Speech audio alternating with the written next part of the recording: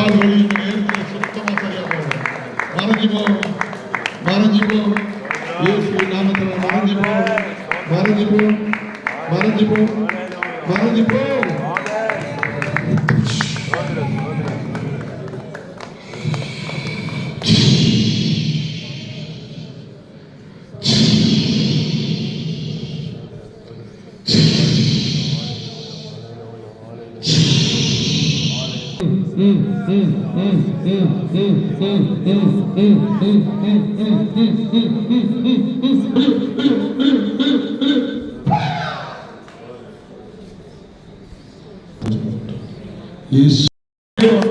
கட்டு உடஞ்சிருச்சு, கட்டு உடஞ்சிருச்சு, கட்டு உடஞ்சி சோத்திரம் சொல்லு, சோத்திரம் சொல்லு, வாய்ப்பு சோத்திரம் சொல்லு. கையை காலம் வந்து காலம் வந்து சோத்திரம் சோத்திரம் சோத்திரம் சோத்திரம் சோத்திரம். இந்த காலம் வந்து சோத்திரம் சோத்திரம் சோத்திரம் சோத்திரம் சோத்திரம் சோத்திரம். அந்த காலம் வந்துருங்க. இப்ப என்ன வழி தீர்ந்து போச்சுல, தொட்டு பாருங்க. இல்ல ஆண்டவரே அற்புதம் செஞ்சுட்டாங்க. நன்றி. நம்முடைய பெருமை நாங்கள் தொடர்ந்து தாழ்க்கை உதறி நடந்து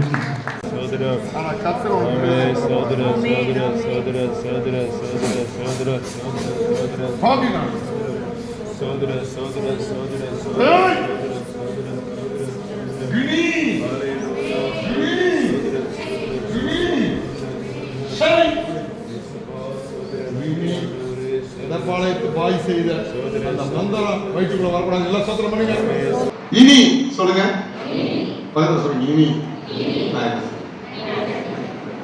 நல்லது தானே? சரி, இனி என்ன செய்ய பார்த்தீங்க? ஏசாயா தீர்க்கதரிசன புத்தகம் 62:23 வாசிப்போம். ஜாதிகள் உன் நீதியையும் சகல ராஜாக்களும் உன் மகிமையையும் காண்பார்கள். கர்த்தருடைய வாய் சொல்லும் புது நாமத்தால் நீ இனி அழைக்கப்படுவாய். எப்படி அழைக்கப்படுவாய்? நீ கர்த்தருடைய கையில் அலங்காரமான கிரீடமும் உன் தேவனுடைய கரத்தில் ராஜ முடியுமாய் இருப்பாய். நீ இனி கைவிடப்பட்டவள் எனப்படாமலும். இனி நீ எப்படி இருப்ப? ஐயோ, என்னை எல்லாரும் கைவிட்டாங்களே, என் சொந்தக்காரங்களாம் கைவிட்டுட்டாங்களே, என் வியாதி வந்து என்ன பண்ணிடுச்சு, என் ஆரோக்கியம் என்னை விட்டு போயிடுச்சு, நான் கைவிடப்பட்ட நிலையில இங்க வந்திருக்கிறேன் அப்படின்னு யாராவது நீங்க இருந்தீங்கன்னா ஏசப்பா இன்றைக்கு சொல்லுகிறார். 24 சொல்லப்பட்டிருக்கிறது, நீ இனி கைவிடப்பட்டவள் எனப்படாமலும் உன் தேசம் இனி பாழான தேசம் எனப்படாமலும் நீ எப்சிபா என்றும் உன் தேசம் பியூலா என்றும் சொல்லப்படும். கர்த்தர் உன்னில் பிரியமாக இருக்கிறார்.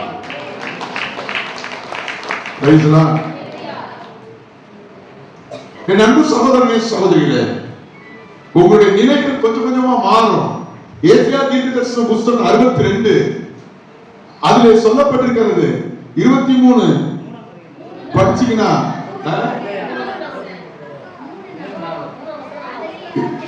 இதுல தப்பா வந்துருச்சு 2ல இருந்து.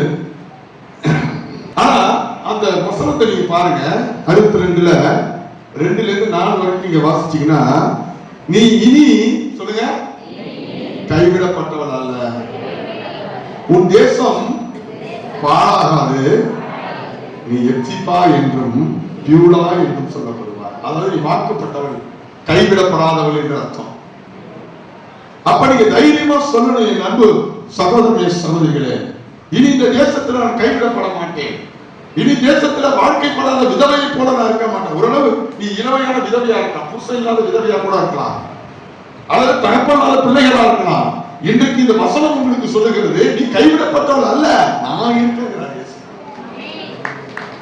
சொல்லுங்க, நீ கைவிடப்பட்டவள் இல்ல, நான் இருக்கிறேன். உன்னுடைய எல்லா தேவைக்கும் என்னை கூப்பிடு, நான் வந்து உனக்கு உதவி செய்கிறேன். உன்னோடு கூட நான் இருந்து உன்னுடைய வியாதியை மாற்றுகிறேன், உன் வேதனையை மாற்றுகிறேன் என்று ஆண்டவர் இன்றைக்கு சொல்லுகிறார். இது பொய் சொல்ல, இது உண்மையாய் நடந்த சம்பவம். இஸ்ரவேல் தேசம் ஒரு நாள் கைவிடப்பட்ட நிலையில் இருக்கும் போது, எங்களை யார் காப்பாற்றுவார், பாவம் கையிலே என்று அந்த ஜனங்கள் 400 வருஷம் பெருமூச்சு விட்டு அழுத போது மோசே என்ற ஒரு மனுஷனை அனுப்பினார். உனக்கும் ஒரு மனுஷனை, ஒரு ராஜாவை ஆண்டவர் அனுப்புவார். ஹல்லேலூயா. யோபு 34:31 சொல்லப்பட்டிருக்கிறது, நான் தண்டிக்கப்பட்டேன், நான் இனி பாவம் செய்ய மாட்டேன். எத்தனை சொல்றீங்க? முன்னாடி நமக்கு பாவம் செய்தால் தண்டனை வரும்னு தெரியல, நிறைய பாவம் செஞ்சுட்டோம். அந்த பாவத்தின் விளைவாக நம்முடைய குடும்பத்திலும் நம்முடைய பிள்ளைகள் வாழ்க்கையிலும் பலவிதமான தீர்க்க முடியாத வியாதி, வேதனை. இந்த தீர்க்க முடியாத வியாதியினாலும் வேதனையினாலும் பாடுபட்டு வேதனைப்பட்டு நீ வந்திருக்கீங்களா? ஆண்டவர் பார்த்து சொல்றாரு, உங்க வியாதியிலிருந்து கர்த்தர் விடுதலை கொடுப்பார், இனி நீங்க பாவம் செய்யலாம். அப்ப சொல்லுங்க, இனி நான் பாவம் செய்யாத, முன்னாடி தண்டிக்கப்பட்டேன், இனி நான் பாவம் செய்யாத. அப்ப என்ன அர்த்தம்? தண்டனை உனக்கு கிடையாது. பக்கத்துல கைப்பிடி சொல்லுங்க, இனி தண்டனை, இனி தண்டனை.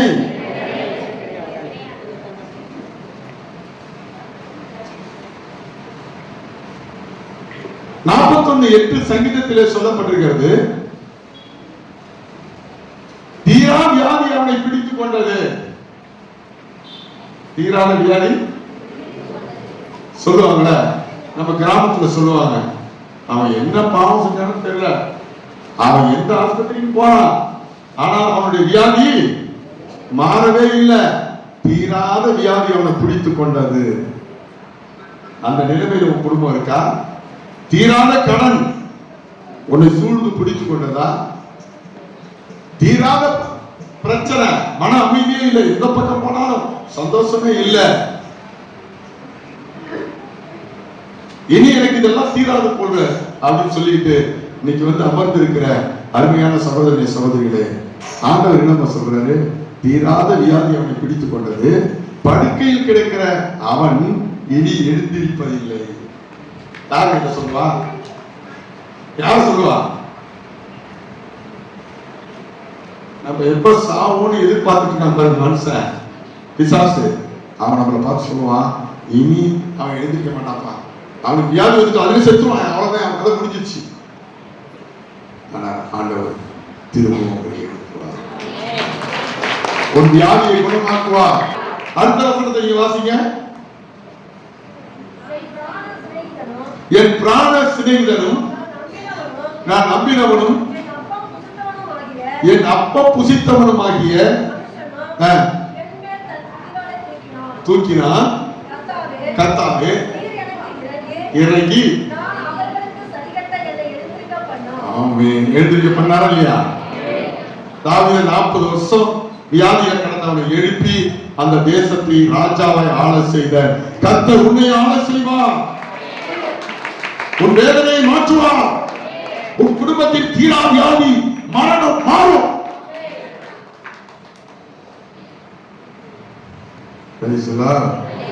அப்பதான் அவனுக்கு தெரியும் கர்த்தர் நம்முடைய இருக்கிறார். நிறைய பேர் வந்து இங்க சொல்லுவாங்க, இந்த வியாதி தீராதுன்னு சொல்லியிருக்காங்க டாக்டர். என்ன சொல்லியிருக்காங்க? தீராது. ஆனா ஜெபம் பண்ண பிறகு அந்த அந்த வியாதி தீர்மா தீராதா?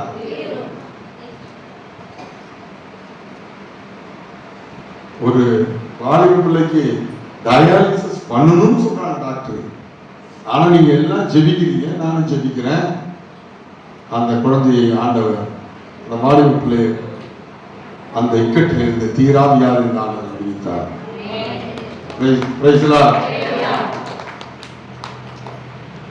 அப்ப ஒவ்வொருவரும் நீங்க வந்து உட்கார்ந்து இருக்கும் போது தீராத வியாதியோட தான் அவங்க உட்கார்ந்தீங்க, ஆனால் ஆண்டவர் அந்த வியாதியை எல்லாம் தீர்த்து வைத்தார். அடுத்ததாக ஏசாயா தீர்க்கதரிசன புத்தகம் 9:10.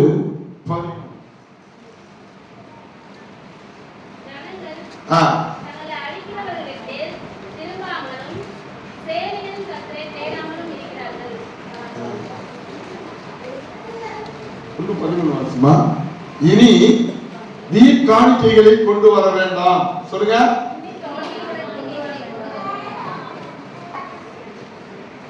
இனி உன் காணிக்கைகளை கொண்டு வர வேண்டாம்.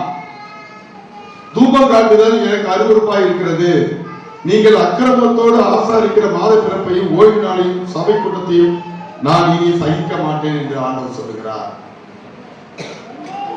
இப்ப நமக்கு ஒரு எச்சரிக்கை தராருங்க. என்ன எச்சரிக்கை? இனி நீங்க எப்படி இருக்கணும் வாழ்க்கையில? சொல்லுங்க. இனி நான் அக்கிரமத்தோடு சபைக்கு வரமாட்டேன். எத்தனை ஆமென் சொல்றீங்க? Praise Lord. நல்லா சபைக்கு வரும்போது நீட்டா குளிச்சுட்டு நல்லா தலையெல்லாம் சீவிட்டு நல்லா ட்ரெஸ் பண்ணிட்டு நீங்க சபைக்கு வர வேண்டும். சபைக்கு வந்த பிறகு நீங்க பாவ அறிக்கையிடும் போது உங்கள் பாவங்கள் அத்தனையும் மன்னிக்கப்படும். எது நாமே சொல்றேன்.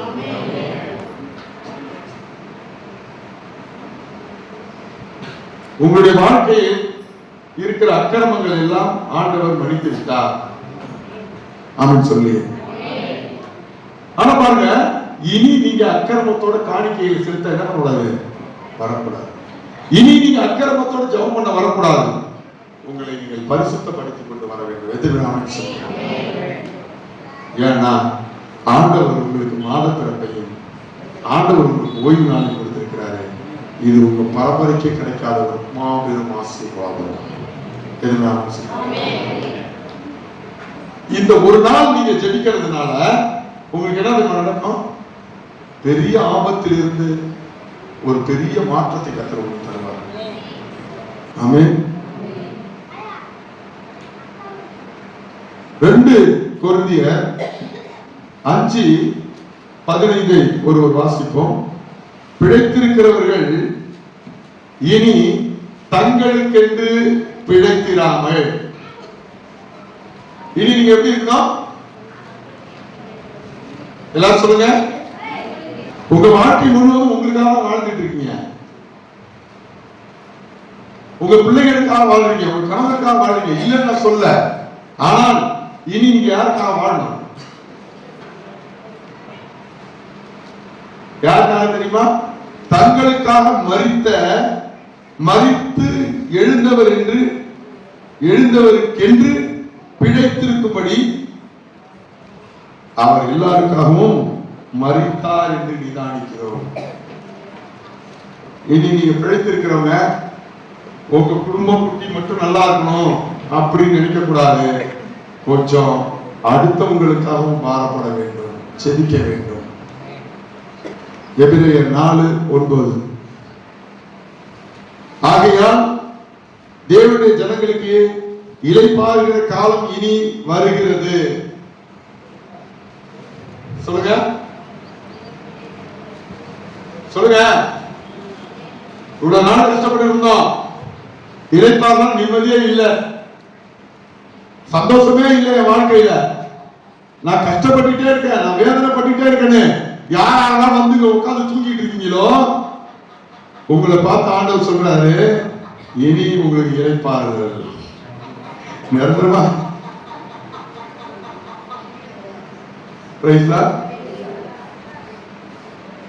இளைப்பாறுதல் என்ன? அப்பாடா, வெயில்ல நடந்து போயிட்டே இருக்கீங்க, வெயில் தாங்க முடியல, தண்ணி தாகம் எடுக்குது, நீண்ட தூரம் நடந்து வந்துட்டே இருக்கீங்க, எங்கேயுமே மரம் இல்ல, எங்கேயுமே செடி கொடி இல்ல, ஒதுங்கிறது கூட ஒரு இடம் இல்ல, கால கீழே சுடுது, எப்படா எங்காவது ஒரு நிழல் வரும், தண்ணி குடிக்க தாகமா இருப்பேன்னு நீங்க சொல்லி ஓடிட்டே இருக்கும்போது திடீர்னு ஒரு நிழல் உள்ள ஒரு மரம், அந்த மரத்துக்கு கீழே தண்ணி, அப்பாடா அதே தண்ணியை குடிச்சிட்டு அங்கேயே ஒரு மெத்த போட்டு வச்சிருக்காங்க, உஞ்சலி பாக்குறீங்க, அப்பாடா நல்லா படுத்து கொஞ்ச நேரம் தூங்குறீங்க. அது போல காலம் இனி உங்களுக்கு வருகிறதா? நான் சொல்ல, நான் இன்னைக்கு காலையில் நம்ம சபைக்கு சொன்னார், ஆகையால் தேவனுடைய ஜனங்களுக்கு, நீங்களா யாரு? தேவனுடைய ஜனங்கள், உங்களுக்கு கர்த்தர் இளைப்பாறுதலை தரப்போகிறார். வியாதினால நான் இரவுக்குள்ள எனக்கு தூக்கம் இல்லைன்னு யாரெல்லாம் சொல்றீங்களோ, இனி அந்த வியாதி சரியா போயிடும். இரவெல்லாம் நல்லா தூங்குவீங்க, பகலையும் தூங்குவீங்க. வேலைக்கு வர தூங்குறேன். ஒருத்தர் கேட்கறாங்க, சார் நான் தூங்கி 10 மாசம் ஆகுது, அதனால நைட்டு தூங்குறேன், பகலும் தூங்குறேன். ஹல்லேலூயா. எபிரேயர் 8:12 வாசிப்போம். ஏங்க நமக்கு ஒரு அமைதியை ஆண்டவர் கொடுக்க போறாரு அப்படின்னா, ஏனெனில் பாத்தீங்களா, இங்க பாருங்க, இப்ப நம்ம கிட்ட ஒருத்தர் சண்டை போடுறான், அநியாயமா சண்டை போடுறான். நீங்க என்ன பண்ணுவீங்க? அவனை கூப்பிட்டு நான் உன்னை மன்னிச்சிட்டேன் அப்படின்னு சொல்லி, எப்ப அந்த ஒரு வீடு வச்சுக்க, கொஞ்சம் நிலப்படத்தை வச்சுக்க, நீ ஆசீர்வாதமா இருக்கு யாரோ சொல்லுவாங்களா?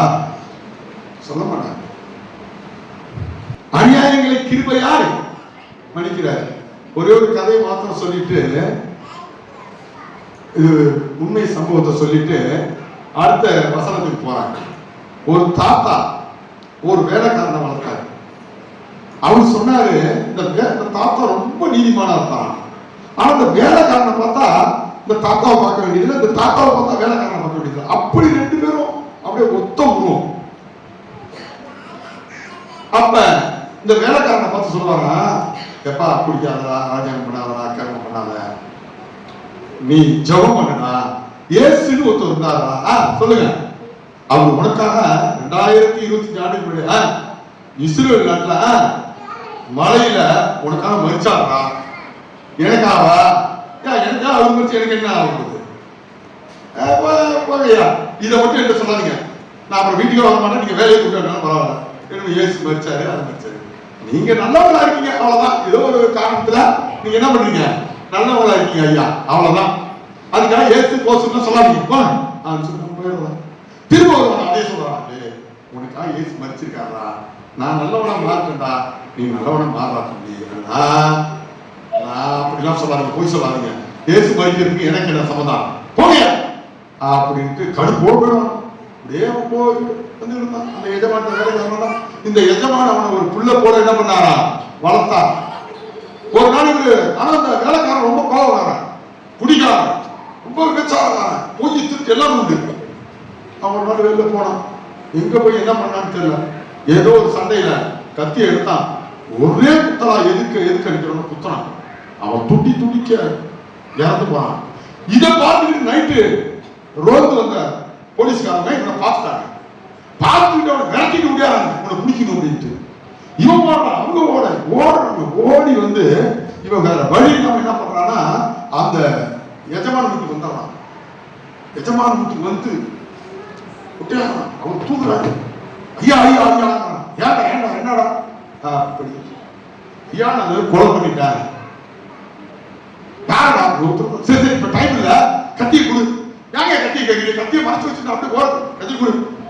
பாஞ்சு கையில வச்சுட்டான். போய் ஓ சட்டையை கட்டி கொண்டு வா அப்படின்னா, ஐயா இன்னத்துக்கு சட்டை கொண்டு வர சொல்றது செய்யறாரு. சட்டையை போட்டுக்கிட்டா போய் போறாங்க. கதவு போட்டுட்டாரு. போலீஸ்காரன் கரெக்டா வந்து அந்த கதவுல வந்து நிற்கிறான். இப்படி கொல்லவாசல ஓடுறது வழி இல்லை, தட்டுறான் போலீஸ்காரன். கரெக்டா திறந்தானே இந்த முதலாளி என்ன பண்றாரு, ரெடியா கையில கத்தியும் அதே சட்டையும் நிற்கிறாரு. அப்படியே பிடிக்கிறாங்க போலீஸ்காரன். யார்? இந்த கொலையே செய்யாத நிரபராதியா இருக்கிற உண்மை உத்தமமா வாழ்ந்த ஒரு கிறிஸ்தவனை, நீதிமான வாழ்ந்த ஒரு கிறிஸ்தவனை அவர் என்ன பண்றாரு, பிடிச்சி என்ன பண்றாரு, எடுத்துட்டு போறாங்க. எங்க ஸ்டேஷனுக்கு. அங்க எடுத்துட்டு போய் அடிச்சு நேரா கோர்ட்டுக்கு போகுது. வழக்கு நடந்துட்டு இருக்கு. நீதிபதி கரெக்டா விசாரிக்கிறாரு. என்ன 3-4 போலீஸ் சொல்றாங்க, நாங்க கண்ணாலே பார்த்தோங்கய்யா, இவன் குத்துறாங்கய்யா. சாட்சி கரெக்டா போச்சா? இப்ப என்ன வருது சொல்லுங்க, தூக்கு தண்டனை கொடுத்துட்டாங்க. தூக்கு தண்டனை நிறைவேற்ற அந்த நாள்ல இவரோட ஆசை என்ன? அந்த பெரியவருக்கு எனக்கு ஒரே ஒரு ஆசை. என்ன ஆசை? என்னுடைய வேலைக்காரன் வீட்டுல இருக்கான், அவனை அப்பா வேலைக்காரன் போய் ரெடி பண்றாங்க. உன் எஜமானுக்கு அங்க என்ன ஆயிடுச்சு, தூக்கு தண்டனை ரெடி ஆயிடுச்சு, வா உன் எஜமான் பார்க்கணும். தூக்காதீங்க, எஜமான இருந்து வராரு, இந்த வேலைக்காரங்க இருந்து வரான். எஜமானரை பார்த்தோம், ஐயோ நான் செஞ்ச பாவத்துக்காக நீ நிக்கிறியே, நான் என்ன பண்ண, பேசாம சத்தம் போடாத, இனி ஒண்ணும் பண்ண முடியாது, இங்க வா கிட்ட கூப்பிடுற, நான் சொல்றேன் என்ன சொல்லுங்க ஐயா, நான் உயிரோடு இருக்கிறப்ப சொல்றது எதுவுமே கேட்கல. இன்னும் ஒரு 10 நிமிஷம் நான் சாவ போறேன் ரைட்டு. ஆனா நான் சாவ போற நிலைமையாவது நான் வந்து சொல்றேன், நீ கேட்பாங்க. நான் ஐயா சொல்லுங்க ஐயா, நான் உண்மையிலே அப்படியே செய்யறேங்க, நான் மாற மாட்டேங்கய்யா. என்ன தெரியுமா, என்ன நீ ஒரு கொலைக்காரன், நீ ஒரு விபச்சாரக்காரன், நீ ஒரு பாவி, நீ தான் தூக்கு மாட்டி சாகணும், பரவாயில்ல. நான் உன்னை போல நான் மாறி தூக்கு மாட்டி செத்துறேன். ஆனா என்னை போல இயேசுவின் பிள்ளையா, உண்மை உள்ளவனாய், நீதிமானாய், விபச்சாரம் செய்யாதவனாய், கொலை செய்யாதவனாய், எல்லாருக்கும் நன்மை செய்கிறவனாய், உண்மையை பேசுகிறவனாய் இயேசுவின் பிள்ளையா நீ மாறியா? உன் இடத்துக்கு நான் வந்துட்டேன், என் இடத்துக்கு நீ வந்துடுறியா அப்படின்னா, ஐயா நான் இதை செய்யறேன் அப்படின்னு சொல்லி அப்படியே காலில் விழுந்து அழுது குழந்தி நான் மாறிடுறேன். எனக்காகவா நீங்க மறிக்கிறீங்க, நான் அப்படியே செய்யறியா மவனே. அன்னைக்கு அதை தாண்டா நான் சொன்னேன், அன்னைக்கே உனக்காக இயேசு மறிச்சாருன்னு சொன்னனே, அன்னைக்கு நீ அதை நம்பி இருந்தீங்கன்னா இன்னைக்கு நான் சாக வேண்டியிருந்தீங்களா? ஆனாலும் பரவாயில்லை, இனி நீ இயேசு ஜனங்களுக்காக மறித்தார்னு சொல்லி எங்க பார்த்தாலும் இளைப்பாறுதல் உண்டாக்கு, உன் பாவங்கள் மன்னிக்கப்பட்டது, உன் மரணத்திலிருந்து நீ விடுதலையாக்கப்பட்டார், கிருபையால் உன் பாவம் மன்னிக்கப்பட்டது. இப்படிதான நீங்கள் நானும் மன்னிக்கப்பட்டிருக்கிறோம்.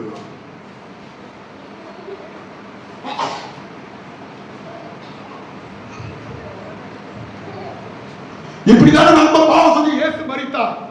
நாம கொலை செய்யப்பட்ட இடத்துல அவர் கொலை செய்யப்பட்டார். நாம ஜெயிலில் இருக்கிற இடத்துல அவர் ஜெயிலில் இருக்கிறாரு. நாம சமாதானம் இல்லாத ஒரு வாழ்க்கை வாழ வேண்டிய இடத்துல இயேசு இருக்காருங்க. அவர் சொல்றாரு, இனி உனக்கு மன்னிப்பு சமாதானம். கரங்களை ஆமென் சொல்லுங்க.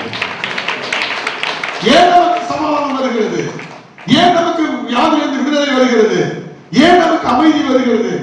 ஏன் நமக்கு கடன் பாரங்கள் நீக்கப்பட்டு ஒரு சமாதானம் வருகிறது என்றால் ஆண்டவர் சொல்ற கிருபையாய் நமக்கு மன்னித்தார். என்ன சொல்லுங்க? அவர்கள் பாவங்களையும் அக்கிரமங்களையும் இனி நினையாமல் இருப்பேன் என்று கர்த்தர் சொல்லுகிறார். கை பிடிச்சு பக்கத்தில் இருக்கணும் சொல்லுங்க. இனி அவர் நம்முடைய பாவங்களை கிருபையால் மன்னிக்கிறார். இனி நினையாமல் இருப்பேன் என்று கர்த்தர் சொல்லுகிறார். இனி உன் பாவத்தை நினைக்க மாட்டாங்க. இனி சொல்லுங்க, இனி இனி அப்புறம் நீயே போய் நினைக்கிறது.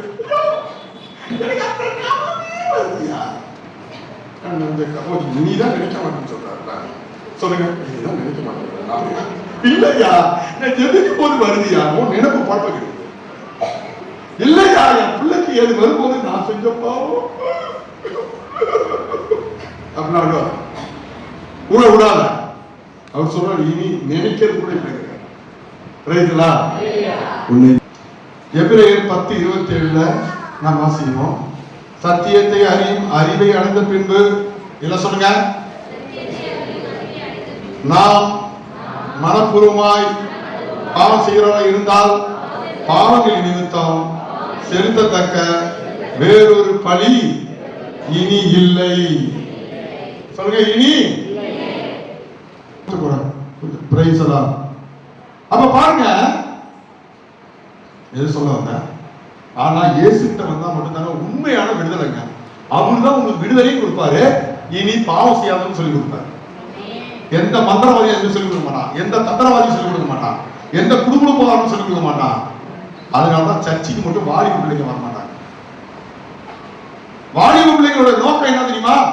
நான் பாவமும் செய்வேன், நான் நல்லா படிக்கணும்.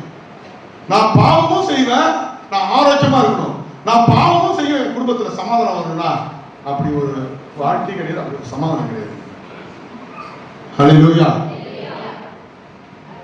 நல்லா யோசிச்சு பாருங்க. அப்ப நம்ம என்ன செய்யணும்? எவ்வளவுதான் நான் என்ன சொல்றேங்க, கடவுள் நம்மளை அடிப்பாருங்க, கடவுள் நம்மளை திருத்துவாரு, அப்பா மாதிரி தான் அவரு. ஆனா நீங்க அவர்கிட்ட, அப்பா நான் செஞ்ச தப்பு தான்ப்பா, என்ன அடிச்சிட்டீங்க, என்னை அழைச்சிங்கப்பான்னு ஒரு வார்த்தை சொல்லுங்க, அவரு அப்படியே உங்களை அழைச்சிப்பாரு. ஹல்லேலூயா. கெஞ்சிரதையும் கொஞ்சிரதையும் பார்த்தா அப்பான்னு சொல்லணும், என்ன திட்டுறதையும் குட்டுறதையும் பார்த்தா திரும்பவும் அப்பான்னு சொல்லணும். உங்க அப்பான்னு கூப்பிடலாம், உங்க அப்பான்னு கூப்பிடலாம். அதனால இனி நீங்க எப்படி இருக்கணும்? பாவம் செய்யாதபடி எச்சரிக்கையா இருக்கணும். அப்படி பாவம் செஞ்சாலும் ஏசப்பட்ட வந்து என்ன பண்ணிடணும்? இனி நான் செய்ய மாட்டேன் சொல்லுங்க, இனி நான் செய்ய மாட்டேன் அப்படின்னு சொல்லி அவர்கிட்ட சரணம். அதுக்கு போய் மந்திரம் வாதிக்கிட்டோம் விக்கிரகத்தை திருப்பி என்ன பண்ணக்கூடாது? ஓட கூடாது. 1 பேதுரு 1:15 இதோட நிப்பாட்டிடுறேன். யாராவது படிங்க. 1 பேதுரு 1:15-14.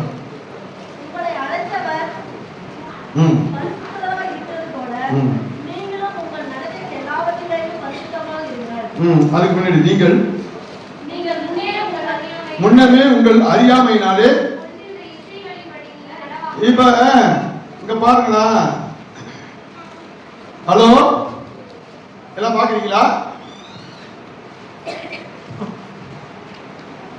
இப்ப அறியாம நம்ம இருந்தனால அப்ப என்ன பண்ணா சோமபானம் சுறாபானம் கொடுத்தான். சோமபானம் சுறாபானம்னா சாராயம். இதை நம்ம குடிச்ச பிறகு நமக்கு என்ன வந்துச்சு? மயக்கம் வந்துச்சு. இன்னும் பாத்தீங்கன்னா காடுகள் எல்லாம் பெரிய பெரிய முனிவர்கள் உட்கார்ந்துருப்பாங்க. அவங்க என்ன குடிப்பாங்க? சிகரெட்டா? சுருட்டு. என்ன சுட்டது? புகையில. கஞ்சா. நம்மால இருக்கிறாராங்க கஞ்சா ஆடுறாரு நல்லா. பௌர்ணமியில பாத்துருக்கீங்க கஞ்சா போடுகிட்டு. கஞ்சா அவங்க போய் கேட்கிறாங்க. அவங்க சொல்றான், இந்த கஞ்சா குடிச்சாதான் அந்த சொற்கோலோகம் எனக்கு என்ன பண்ணுது? இறங்கும். நம்ம ஆளுங்க பாருங்க, பொண்டாட்டிக்கு சண்டை உடனே கஞ்சாவை தான் எடுத்து அடக்குவான். குடும்பத்துல சண்டை பொண்டாட்டியாரு என்ன பண்ண? கஞ்சா போட்டுக்கிட்டு ஆடுறது. கேட்டா குடும்பம் சரியில்லை அதனால குடிச்சேன் அப்படின்னு. இந்த ஜெபிக்காதவங்களை கேட்டா ஏமா ஜெபிக்கிறது? பின்ன என்ன சார், என் புருஷன் ஜெபிக்கிற போது ஜெபிச்சியான்னு கேட்கிறான், அதனால நான் ஜெபிக்கிறதே இல்லை. வாங்கி வரமாடா. உன் பொய்ய சொல்றதுக்கு ஒரு வழி. யாபா காணிக்கே கொடுக்கறது இல்ல. என்னங்க எங்க பாஸ் காணிக்கிறாரு, காணிக்க வேறு காணிக்க கொடுக்கறது இல்ல. யாபா தூங்குற பின்ன என்னங்க, நான் எந்திரிச்சு வேலை செய்யறேங்க. சும்மா தூங்கிட்டே இருக்கிறேங்க. யாபா குடிக்கிற, நான் குடிக்காம போறேங்க. என் பொண்டாடி குடிக்கிறேன்னு சொல்றதுனால இப்ப குடிச்சுக்கிட்டே இருக்கிறேங்க. எப்படிலாம் ஐடியா பாருங்க. நான் அங்க போனதான் தெரியும் உனக்கு. ஏன்டா அந்த பொண்ணு ஒப்பாட்டியை விட்டுருந்த இப்ப ஏன்டா திருப்பி சேர்ந்து பின்ன என்னங்க, என் கொஞ்சம் நான் விட்டுருந்தாங்க. ஆனா என் பொண்ணு சும்மா பேர சொல்லி திரும்ப போயிட்டாங்க. இப்ப போடா போ எய்ம்ஸுக்கு போவ. இவனை கேட்கறதுக்கு எல்லாம் ஆண்களும் பெண்களும் கரெக்டா வச்சுக்கிறது என்னன்னா, நீ சொன்ன அதனாலதான் எனக்கு கோவம் வந்துச்சு, நீ சொன்ன அதனாலதான் எனக்கு தூக்கம் வந்துச்சு, நீ சொன்ன அதனாலதான் எனக்கு என்ன வந்துருச்சு, குடிக்கணுங்கிற என்ன வந்துச்சு, நீ சொன்ன அதனாலதான் வெத்தலை பார்க்க போறேன், நீ சொன்ன அதனால கட்டாளத்தை நான் பேசுனேன், நீ இப்படி சொன்னதுனால நான் சமைக்கல. சில பொம்பளை வந்து சில பெண்கள் ரொம்ப ஆகாதீங்க, சரி சாப்பாடு எடுத்துவாடி, சாப்பாடு நான் சமைக்கல, ஏன் நீ தான் சமைச்சாலும் ஹோட்டல்ல சாப்பிடுற, நான் ஹோட்டல்ல சாப்பிட மாட்டேன். எப்படி சாப்பிட முந்தாலும் சாப்பிட்டா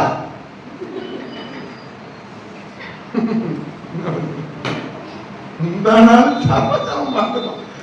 இப்ப குடிக்கிறது சண்டையில ஒரு குடிச்சு முந்தானால சண்டையில நீ ஹோட்டல் அப்போ ஆடி முந்தானால அடிச்சா இப்பயும் நடிக்கிற பிடிச்சிட்டு போட்டு ஏன் இந்த ஒம்பு. ஹல்லேலூயா. நம்ம தான் டெக்னிக்கலா இருக்கணும். ஆக நீங்கள் முன்னமே சொல்லுங்க, அறியாமையினாலே கொண்டிருந்த இச்சையின்படி இனி நடக்காம. அப்படியே சில அம்மா பார்வதி வந்து அப்படியே உட்காந்து பார்ப்போம். எங்க கல்யாணத்துக்கு போனா, கல்யாணத்துக்கு போனோம் இல்ல பொய்யோ வச்சுட்டு வெளில வந்தோம் இல்ல, ஏங்க அவ காலில் பாத்தீங்களா எம்மும் பெரிய கொலுசு இருக்குது. ஆமா, நீ தான் இங்கே சொல்ற பேர் ரோட்ல விழுந்துக்கிறாங்க. இந்த சால் போய் அதுல மாட்டி போய் ஆஸ்பத்திரி போய் கிடையாது. அப்புறம் கழுத்தை பாக்குறது, ஏங்க அந்த கழுத்தை பாத்தீங்களா?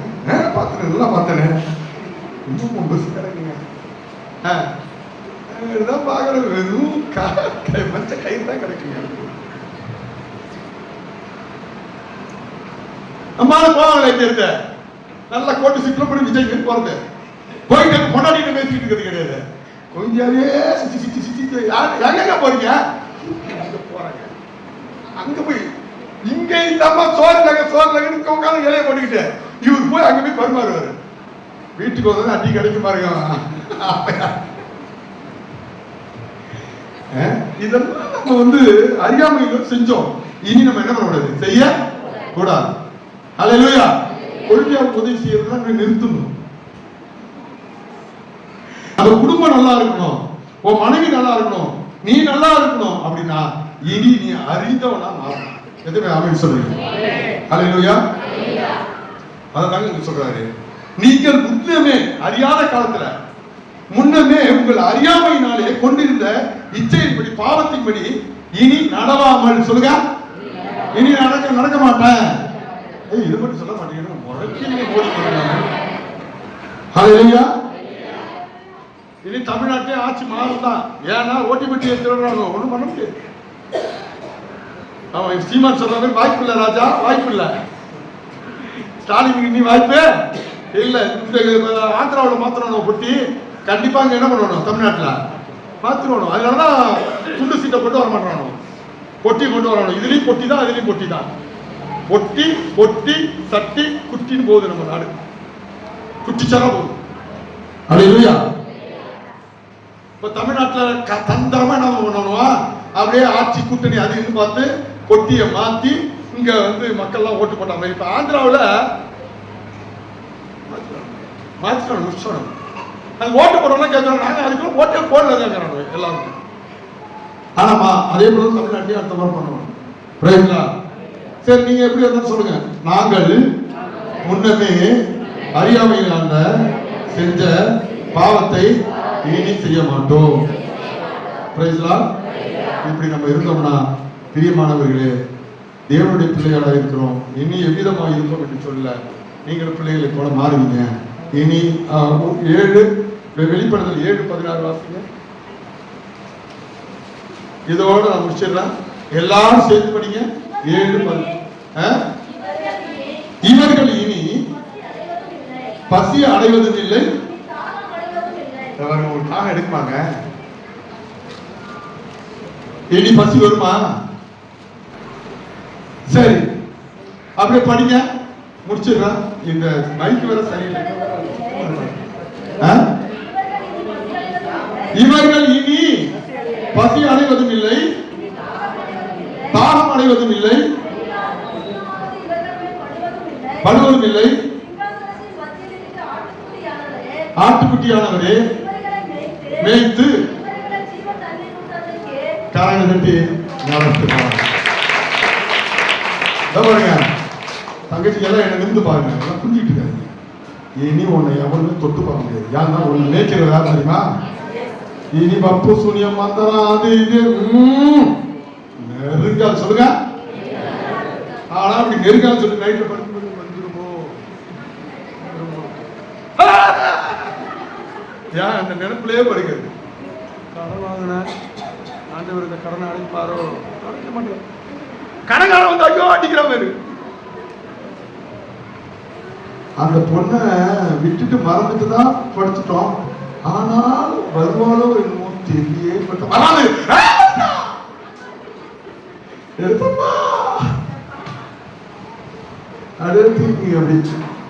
என் கணவர் இனி அடிக்க மாட்டார். அப்படியே தூங்கிட்டே இருங்க. ஒரு வேலை கட்ட எடுத்து போன ஐயோ இல்ல, இனி உங்களை அடிக்க மாட்டார். இனி உங்களோட வியாதி மாறும், தொழில மாற்றம் வரும், உன் பசிகள் மாறும், உன் கண்ணீர் மாறும் என்ற நம்பிக்கையோடு நாம் கொள்வோம். கர்த்தரை ஆசீர்வதிப்பார்.